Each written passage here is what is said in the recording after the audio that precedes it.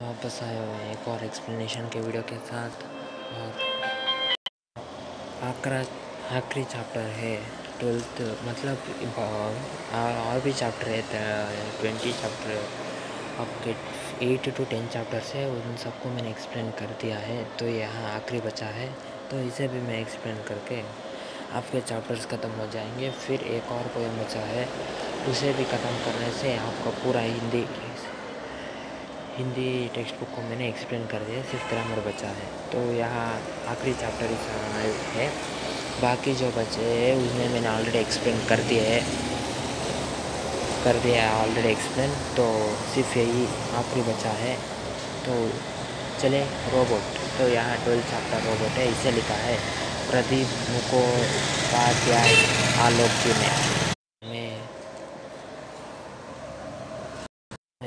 जो एक्सप्लेन किया है पूरा हिंदी चैप्टर्स को, मैं उसे ऑर्डर वाइज डिस्क्रिप्शन में डाल दूँगा वीडियो का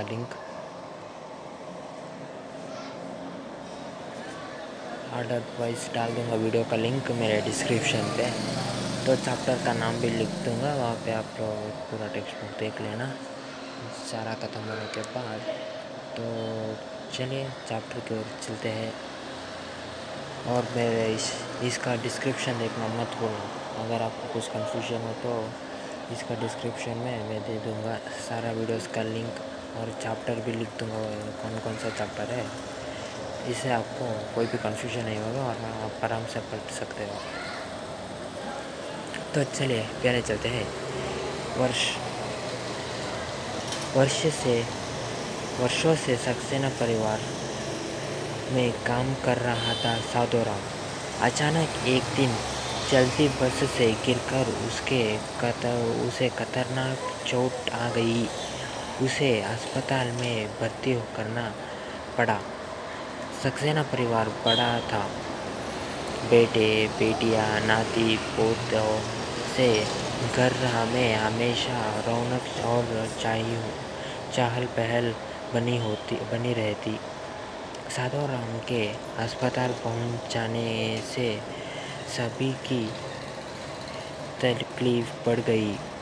धीरज सक्सेना से परिवार वालों का यहाँ दुख नहीं देखा गया।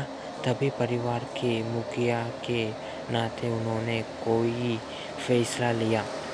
इस फैसले के तहत अगले रोज वे रोबोटिक कॉरपोरेशन के कार्यालय जा पहुँचे। तो यहाँ ये चैप्टर ये देखिए, आप पढ़ लीजिए। छात्र को इस पाठ के द्वारा समझाया जाता है कि मशीन कभी भी मनुष्य का स्थान नहीं ले सकती और मनुष्य का महत्व कभी कम नहीं होता। तो इस चैप्टर के द्वारा आपको यहाँ सिखाया जा रहा है कि मशीन, चाहे जितने भी मशीन्स हो, वहाँ मनुष्य का स्थान कभी भी नहीं ले सकते हैं और मनुष्य का महत्व कभी भी कम नहीं होता है। यहाँ आपको इस पाठ के द्वारा समझा रहे हैं कवि। तो यहाँ शायद तो 2025 या 30 होगा, 30 ईयर होगा, 2030 होंगे, 2030 ईयर चल रहा होगा, उस समय रोबोट्स आए होंगे। तो वर्षों से एक परिवार है, सक्सेना परिवार है। तो सक्सेना परिवार में एक नौकर, मतलब साधुराम है उस नौकर का नाम, वहाँ काम कर रहा था। दिन चलती हुई बस से साधुराम गिरकर उसे बहुत खतरनाक चोट लग गई थी। तो उसे अस्पताल में भर्ती करना पड़ा। और सक्सेना परिवार बड़ा था, तो सक्सेना परिवार बहुत बड़ा था। वहाँ पे भी उनके परिवार में बेटे बेटियाँ नाती पोती से घर हमेशा चहल पहल से रहता था। साधुराम के अस्पताल पहुंचाने से सभी को बहुत तकलीफ़ होगी, क्योंकि वही घर का काम करता था और इन सब का जो भी काम था वही करता था। फिर धीरज सक्सेना को परिवार का कष्ट और दुख को देख नहीं पाए। तभी परिवार के तो धीरज सक्सेना उस परिवार के मुख्य मतलब बड़े थे, तो तभी परिवार के दुख को देख नहीं पाए, इसलिए उन्होंने परिवार के मुखिया के होते हुए इस फैसले पे आ गए कि वह कल सुबह रोबोटिक कॉरपोरेशन के कार्यालय में वह जाएंगे। तो यह वर्ष जैसे मैंने कहा था 2030 के नवंबर का महीना था। तो यह 2030 के नवंबर का महीना था। दफ्तर अभी खुला ही था। एक रोबोट वैक्यूम क्लीनर से दफ्तर के फर्श को साफ कर रहा था। कंप्यूटर बिट कृत्रिम बुद्धि आर्टिफिशियल इंटेलिजेंस का समावेश रोबोट में करने में सफल हो गए थे। कुछ रोबोटों में तो मानवीय संवेदन के गुण पैदा करने में भी कंप्यूटर बिंदु एवं रोबोटिक वैज्ञानिकों को सफलता मिली थी। तो जैसे कि मैंने कहा था यह वर्ष 2030 का नवंबर का महीना चल रहा है। तो दफ्तर पे जा पहुँचे कौन? सक्सेना परिवार के मुखिया धीरज सक्सेना जी पहुँचे। तो एक रोबोट वैक्यूम क्लीनिंग कर रहा था, साफ कर रहा था दफ्तर को। तो कंप्यूटर विट कृत्रिम बुद्धि मतलब आर्टिफिशियल इंटेलिजेंस के द्वारा रोबोटिक में मानवीय गुण को डाला गया था। कुछ रोबोट तो मानवीय के संवेदन गुण मतलब मानवीय के बातचीत मतलब मनुष्य की तरह ही सोचने का गुण भी कुछ रोबोटिक्स को आ गया था। रोबोटिक विज्ञानियों ने यह कुछ भी कर दिया था। तो काउंटर पर बैठे एक रोबोट ने ही धीरज सक्सेना का स्वागत किया। जी श्रीमान, मैं आपके लिए क्या कर सकता हूँ? जवाब में धीरज सक्सेना बोले, मुझे घरेलू कामकाज करने के लिए एक बुद्धिमान रोबोट की ज़रूरत है। यह सुनकर काउंटर पर बैठे रोबोट बोला, लेकिन घरेलू कामकाज के लिए बुद्धिमान रोबोट क्यों? आप साधारण रोबोट से भी काम चला सकते हैं ना। तो वहाँ काउंटर के पास पहुँचे। कौन से प्रकार के रोबोटिक कॉरपोरेशन के काउंटर पे पहुँचे वो। वहाँ पे एक रोबोट ने धीरज सक्सेना से पूछा, जी श्रीमान, मैं आपको क्या सहायता कर सकता हूँ?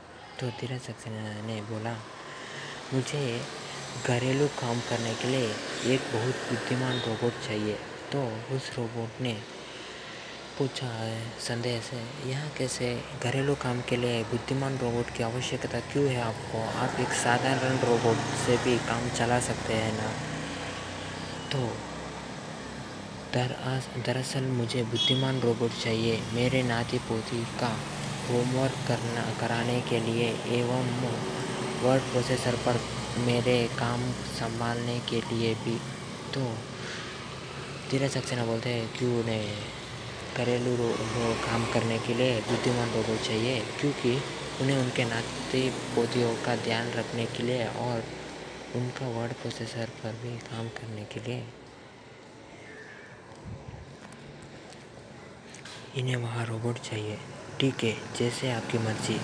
जब आप ज़्यादा कीमत चुकाकर बुद्धिमान रोबोट की सेवाएं लेने के लिए तैयार ही है तो हमें भला क्या एतराज़ हो सकता है।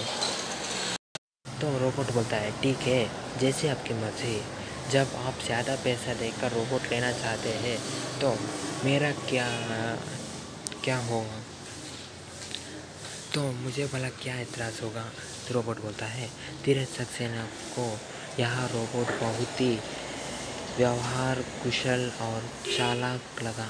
सचमुच ग्राहक की नब्ज पकड़ने की कला में वह पारंगत लगता है। तो एक रोबोट आया उसके बाद। धीरज सक्सेना को उस रोबोट को देखकर ऐसा लगा कि वह व्यवहारिक, कुशल और चालाक है, बहुत बुद्धिमान है और सचमुच यहाँ जो जो काम करवाना चाहते हैं वो सचमुच यहाँ करेगा। धीरज सक्सेना को ऐसा लगा। फिर उस दिन दोपहर को ही कंपनी का एक कार्मिक जो एक रोबोट ही था, सक्सेना परिवार में काम करने के लिए रोबोनिल को छोड़ गया। जिस रोबोट का ऑर्डर धीरज सक्सेना ने दिया था उसी का नाम रोबोनिल था। तो उसी दिन दोपहर को उस कंपनी के एक कार्मिक, मतलब वहाँ भी एक रोबोट था, कंपनी के कार्मिक वहाँ भी एक रोबोट था, उसने आकर धीरज सक्सेना जी ने जो रोबोट मांगा था उसका नाम रोबोनिल था। तो उस रोबोनिल को वहाँ पे देखकर वहाँ चला गया। तो उस रोबोट का नाम आपको नहीं पता था, तो यहाँ पे पता चल गया उसका नाम रोबोनिल था। तो रोबोनिल के घर में आ जाने से सभी ने राहत की सांस ली। सुबह नाश्ता करने, मेहमानों के स्वागत के द्वार खोलने, घर के छोटे बच्चों को कहानियाँ सुनाने, बच्चों को होमवर्क में मदद करने तथा धीरज सक्सेना के वर्ड प्रोसेसर पर काम करने के अलावा शाम को वहाँ परिवार के फालतू कुत्ते शेरों को घुमाने का काम भी पूरी मुस्तैदी के साथ करने लगा था। तो रोबोट घर आने से सबको चैन की सांस ले ली, क्योंकि सुबह नाश्ता बनाता था। तो यहाँ याद रखना उसके काम कि वो क्या क्या काम करता था, या पूछ सकते हैं 2 मार्क्स के लिए। तो वहाँ नाश्ता बनाने के लिए सुबह का, मेहमानों को स्वागत के लिए, दरवाज़ा खोलने के लिए, घर के छोटे बच्चों को कहानियाँ सुनाने में भी, और बच्चों को होमवर्क में मदद भी वहाँ करता था, और धीरज सक्सेना को वर्ड प्रोसेसर में भी काम वहाँ मदद करता था। इसके अलावा वहाँ घर के प्यारे कुत्ते शेरू को भी वहाँ घुमाने का काम वहाँ करता था। चलते हैं। रोबोनिल रोज शाम को शेरू को टहलाने के लिए जाता था। ऐसे में एक दिन उसकी मुलाकात रोबोद्वीप से हो गई। रोबोद्वीप उसी मोहल्ले में रहने वाले शर्मा परिवार के कुत्ते जबरू को घुमाने आया करता था। दोनों रोबोट की बीच दोस्ती हुई तो शेरू और जबरू भी आपस में हिल मिल गए। तो रोबोनिल रोज शाम को जो सक्सेना परिवार का कुत्ता था शेरू, उसे घुमाने के लिए जाता था। इसी में उसे रोबोद्वीप से भी मुलाकात हुई। रोबोद्वीप उस मोहल्ले में रहने वाले शर्मा परिवार के कुत्ते जबरू को घुमाने आ रहा था। तो इन दोनों कुत्तों का नाम याद रखना, वहाँ 1 मार्क्स के लिए पूछ सकते हैं। फिर दोनों रोबोट के बीच में एक बहुत बढ़िया संबंध हो गए और शेरू और जबरू भी आपस में मिल जाते थे। फिर रोबोनिल की तरह रोबोद्वीप भी एक बुद्धिमान रोबोट था। बातों में एक दिन रोबोद्वीप ने रोबोनिल को बताया, जानते हो रोबोनिल, तुम्हारे आने से पहले सक्सेना परिवार में कौन काम करता था? तो रोबोनिल भी रोबोद्वीप की तरह बहुत बुद्धिमान रोबोट था। बातों में एक दिन रोबोद्वीप ने रोबोनिल को बताया कि जानते हो रोबोनिल, तुम्हारे पहले सक्सेना परिवार में कौन काम करता था? तो रोबोनिल को इस बारे में कुछ पता नहीं था। वह बोला, नहीं तो मुझे इसके कोई जानकारी नहीं है, पर तुम्हें किसने बताया? तो रोबोनिल बताया, नहीं, मुझे इसके बारे में कुछ भी नहीं पता है। लेकिन वह पूछा, नहीं तो मुझे नहीं पता, मगर इसके बारे में तुम्हें कैसे पता है? तो मैंने शर्मा परिवार को तुम्हारे सक्सेना परिवार के बारे में बातचीत करते सुना है। साधु राम नाम का साधुराम नाम का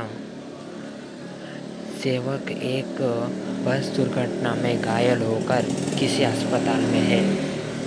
तो रोबोदीप भी बोलता है, मैंने सुना है शर्मा परिवार से सक्सेना जी बात करते हुए सुना है कि तुम्हारे पहले साधुराम नाम का एक व्यक्ति यहाँ पे काम करता था और उसे बस दुर्घटना में घायल होना पड़ा, इसलिए वह अब अस्पताल में है। तो एक्सप्लेनेशन को मैं यहाँ पे रोक रहा हूँ। बाकी बच्चा मैं अगले वीडियो में कंटिन्यू करके सबको पूरा चैप्टर्स को ख़त्म कर दूँगा हिंदी का। तो जैसे कि मैंने कहा था, मैं जो बाकी चैप्टर एक्सप्लेन किए तो यह आखिरी चैप्टर है। बाकी चैप्टर जो मैंने ऑलरेडी एक्सप्लेन किए हैं उसका लिंक मैं डिस्क्रिप्शन में नाम जो चैप्टर्स के नाम ऑर्डर वाइज डिस्क्रिप्शन में लिंक और चैप्टर के नाम के साथ डाल दूँगा। इसलिए इस वीडियो का डिस्क्रिप्शन मत भूलना। तो ठीक है दोस्तों, मैं आपको मिलता हूँ अगले वीडियो में और डिस्क्रिप्शन को देखना मत भूलना। और इस चैप्टर तो चलिए, तो मैं इस वीडियो को एंड कर रहा हूँ। मेरे चैनल को अगर आपको इस वीडियो पसंद आए तो लाइक करना, कैसा लगा कमेंट करना, और कुछ डाउट हो तो कमेंट में लिख देना, और डिस्क्रिप्शन देखना मत भूलना। और वीडियोस के लिए मेरे चैनल एमएन कोचिंग सेंटर को सब्सक्राइब करना। तो ठीक है दोस्तों, मैं आपको मिलता हूँ अगले वीडियो में। तब तक के लिए bye, take care and see you in next video and bye bye.